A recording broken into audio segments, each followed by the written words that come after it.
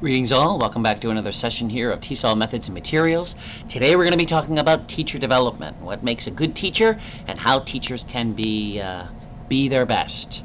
We're going to begin by talking about some peak performers, characteristics of what a good teacher is going to be doing. A good teacher is always going to be a student. I have known from experience of my own where I am always learning. I always want to continue learning. I always want to be able to find out new things, reevaluate things that I've already learned. A good teacher is going to be a good learner.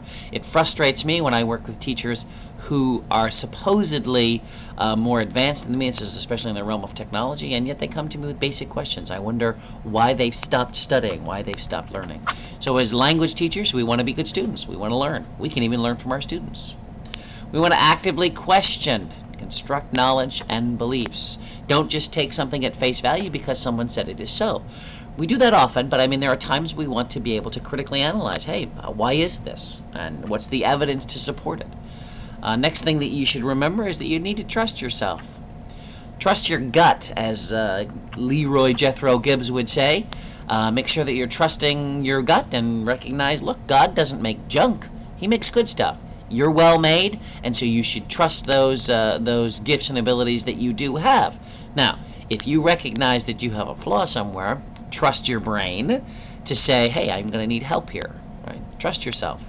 Set realistic goals. The next thing as a good peak performer is going to do, they're going to set realistic goals because they want to be able to reach those goals. You want to be able to reach the goals you set, right? Make sure that you have measurable goals, definable goals, and attainable goals. Set goals, but make sure they're realistic. I think a good teacher is going to take risks. It's interesting that when you look at the qualities of a good language learner is also someone who takes risks. They play with the language, they experiment, they try new things, they see if it works. Isn't that what little kids do? In the L1, they play with language, they take risks. A good language teacher should be out there trying new things as well, seeing if they can improve their craft. Lastly, reduce and manage your stress. Stress is one of the major problems that teachers have with too much work to do, too many students, less control. We want to be able to manage our stress. That should be one of our goals because when we're stressful, we become less efficient teachers and our students recognize it. So we want to be in control of that stress so that we can be better teachers for our students, peak performers. What makes a good language teacher? Well, a bunch of research out there says these 6 or 7 things here. 1, know your craft. There are people out there who say, hey, I'm a teacher, and yet they don't know their skills. They don't know the knowledge base. They don't know the grammar. They don't know the ways of learning vocabulary. They don't know their own abilities. If you're going to be a good language teacher and bear the name teacher, bear the logo of TESOL, you represent all of us. So we should all seek and strive to know our craft. We should be studying. We should be preparing. It doesn't mean that we necessarily have to be in a TESOL program, although that would be the wise thing to do. There are people who go through the programs and still don't know anything. I'm not referring to having a certificate per se. I'm referring to knowing your craft, knowing your skills and abilities.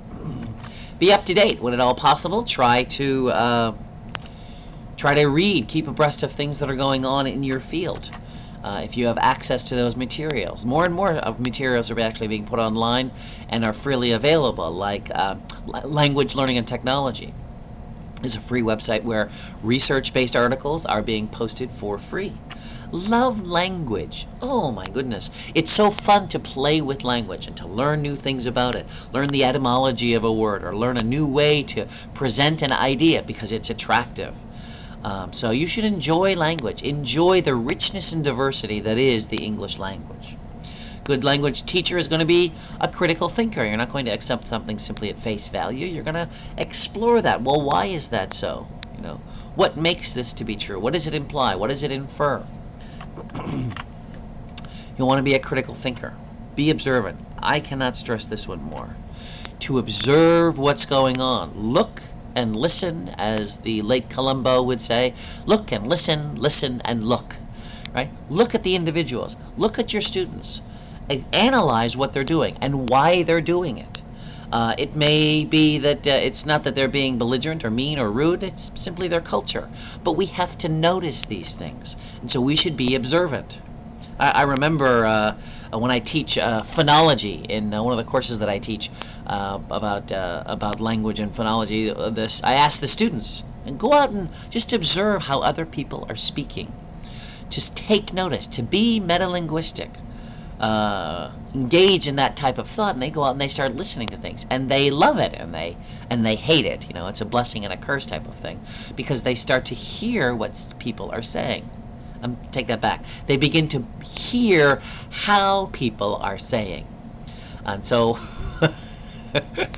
you'll find some funny and interesting things when you begin to listen at the way people use language. So be observant. You're going to help your students out by noticing those things. Be practical. Be adaptable. Be practical. Look, there are going to be times where the way that you want to do it isn't going to be the best way, or it's not going to be very helpful. Okay, then it's time to adapt. Time to dump what you have. I remember when I was way back in high school, when I used to go bowling. I mean, a bowling team. There was one guy there, always one guy, dressed the part to a T. Bowling shirt, bowling shoes, bowling bag, bowling ball, that little bowling towel you use to wipe your face off. The guy looked great. He couldn't bowl to save his life, but he looked good, right? He looked good. He was not practical. He had all these things, but did it help him improve his game? No. We want to be practical. Things that we do as language teachers are going to be practical. Be adaptable. Things happen. Things break. Plans don't go as we had hoped. So we got to adapt. We got to be able to change venues, change the course of our class. And I've had the experience where I created some materials thinking that this would be a good way. It fell flat on its face. All right, got to go to Plan B because the first one didn't work. Anyway, go out there, take risks, observe what's going on, but be practical. Last point here: motivate. Motivate students, colleagues, self. If there's anything I see over and over again, it is the belief in many students that they cannot succeed. They cannot learn language. And my friends, my firm belief is that they are believing a lie. So my goal is to motivate them, to encourage them that yes, you can do this. Yes, you can master these skills. And I want them to believe the truth. I don't want them to believe a lie. So I do encourage them. I do push them. And eventually they're excited. Look what I can do. Because they have been believing this lie, and that has hindered their language acquisition.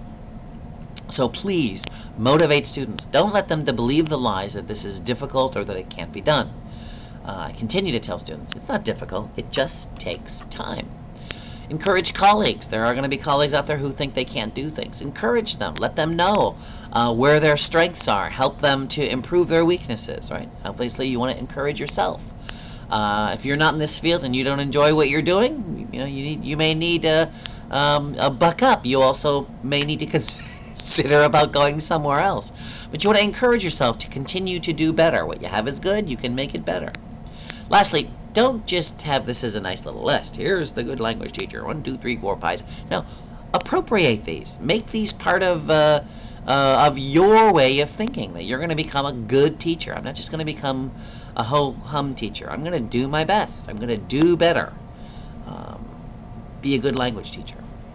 A good language teacher is also going to be someone who is interested in classroom research. Why be interested?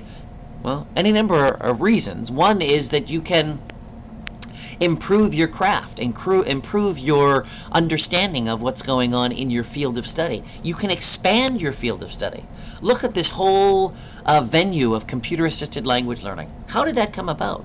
That came about because people started asking the question, gee, what happens if I start using technology in my classroom? Wonder what's going to happen. They took a risk. They took a chance. They were creative. They said, hey, let's research this. And now it is a major component in TESOL and second language acquisition. We as teachers can improve our craft. As I said before, never settle for anything less than better. I had a professor actually tell me this when I was in high school. He started saying this, never settle for anything less than, and I finished his sentence, than the best, right? And he looked at me and said, no, then better. was a little taken back. What do you mean? He said, well, what you have is good, but you can make it better.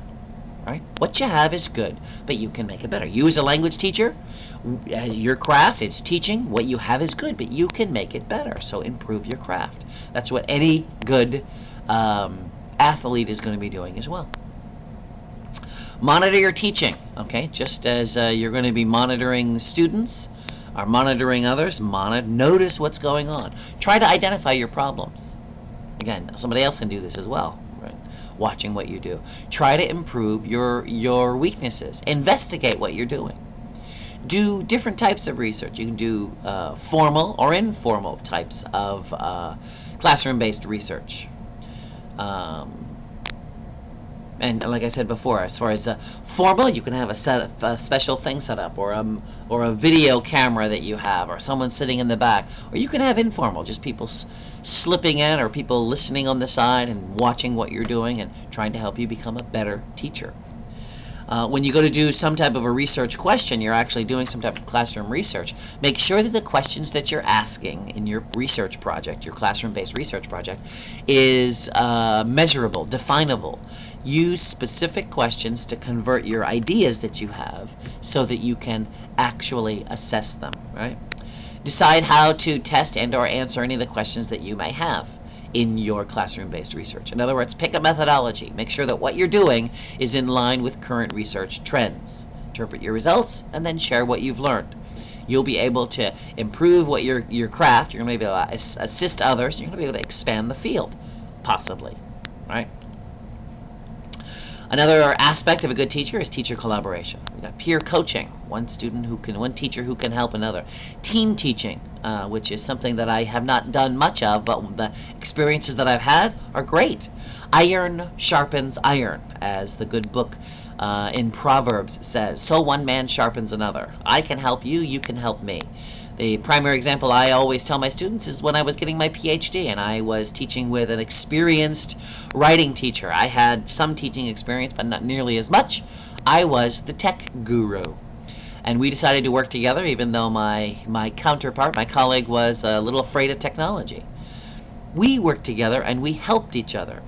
My colleague helped me learn more about in-class teaching and many of the activities that they can do as far as teaching writing.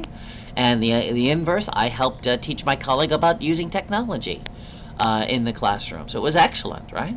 Teacher support groups is another area that you can get involved in. There are local chapters all over the place in many parts of the country and in the world, and you can join those to encourage others and to get support.